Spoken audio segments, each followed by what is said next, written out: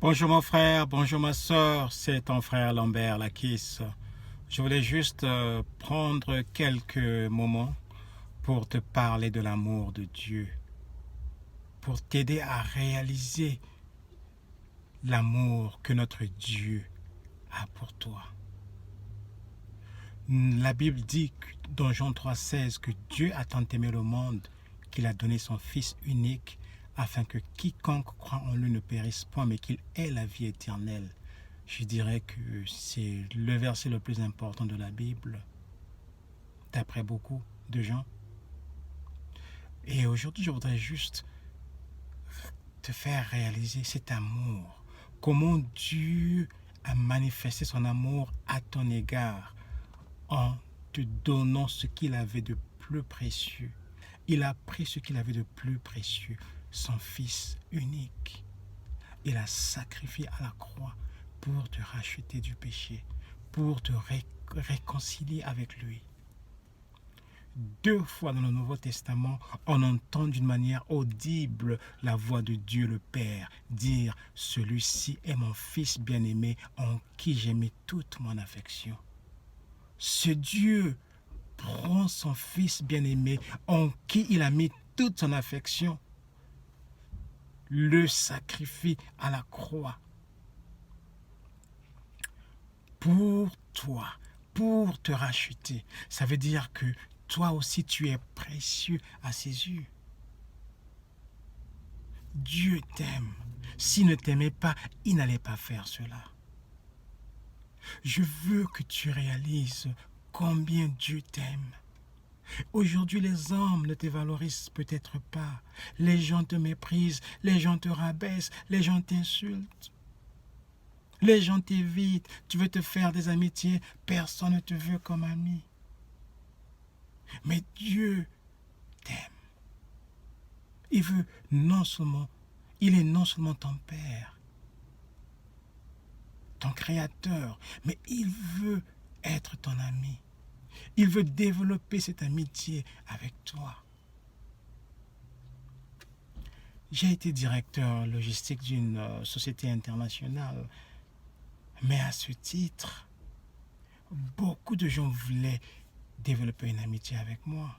Beaucoup de gens voulaient me connaître parce qu'ils savaient que derrière moi, ils pouvaient avoir accès à des marchés, à des opportunités d'affaires dans notre société. Mais ici, c'est le contraire. Dieu, le roi des rois, la plus haute autorité qui puisse exister, te cherche, court après toi, te tend la main. Dieu veut être ton ami. Dieu veut développer cette intimité avec toi. Et son amour pour lui n'est pas conditionné par un intérêt quelconque matériel, mais c'est un amour qui est sincère. Il veut développer cette amitié sincère avec toi. Imagine un peu des relations dans ce monde hypocrite. Les gens ne montrent toujours pas leur vrai visage. Les gens font tout pour essayer de te plaire, pour essayer de gagner ta confiance. Mais lui est sincère. Il t'aime d'un amour sincère et inconditionnel. Il est prêt à te pardonner quand tu le blesses, quand tu l'offenses. Il ne garde pas toujours sa colère. Il ne garde pas rancune. Non seulement qu'il est prompt à pardonner, mais il oublie tes péchés lorsque tu les confesses. Tu t'es peut-être éloigné de Dieu. Tu t'es dit que je l'ai offensé. Il m'a donné plusieurs chances, mais j'ai toujours gâché. Non. Et là, tu vis dans la condamnation.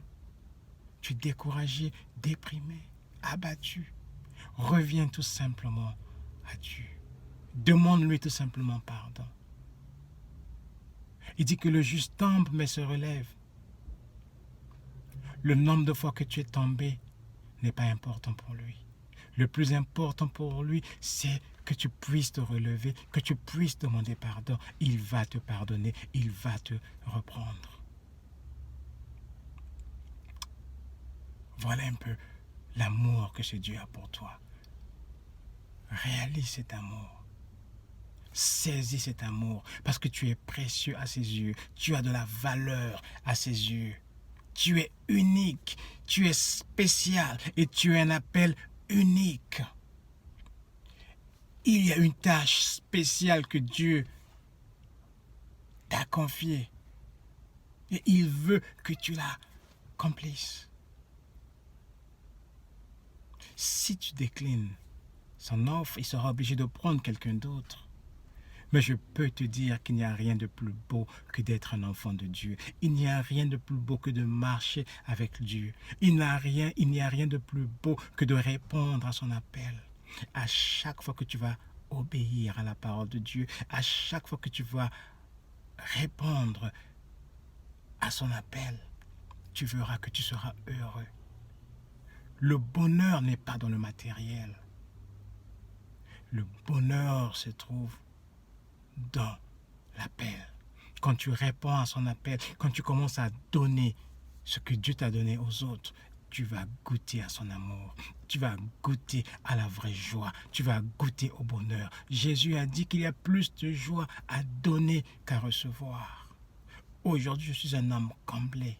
Parce que quand je donne, quand j'utilise mes dons, les talents, les habiletés que Dieu m'a donnés, quand je reçois les feedbacks en retour, quand je vois comment les gens se développent, les gens sont bénis, les gens viennent à Jésus, j'ai une joie qui dépasse tout entendement. Aujourd'hui, quand je vois les enfants, mes orphelins, les bébés secourus, aujourd'hui, ils ont des familles, leur vie est changée. D'autres sont aux États-Unis, ils parlent anglais. Je vois des petits Congolais, quand je vais aux États-Unis, parler l'anglais. D'autres avec l'accent de l'Amérique, de la partie sud de l'Amérique, qui est un peu distinct de la partie nord, par exemple, ou de l'accent canadien ou britannique. J'ai de la joie dans mon cœur. Quand je vais en France, je vois mes petits moinas en France avec l'accent français. Je suis béni. Bien-aimé, Dieu t'aime. Réponds à son amour. Il veut pardonner tes péchés. Il veut les effacer. Il va les oublier. Même si toi, tu ne vas pas les oublier.